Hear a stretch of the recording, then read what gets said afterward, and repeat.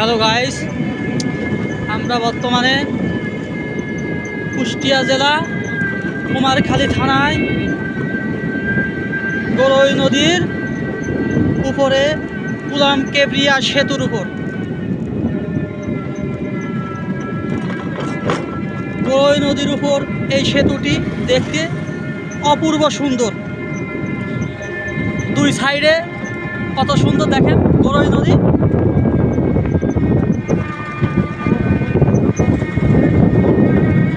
মনোমুগ্ধকর পরিবেশ। আপনারা যদি ঘুরতে ইচ্ছুক হয় তাহলে এই ব্রিজের উপর চলে আসেন, ঘোরেন ফেরেন, লেবুর শরবত খান, মনে চাললি ঘোরেন, না চাললি না ঘোরেন। কুলাম কেবরিয়া সেতু, কুমারখালী থানা, কুষ্টিয়া।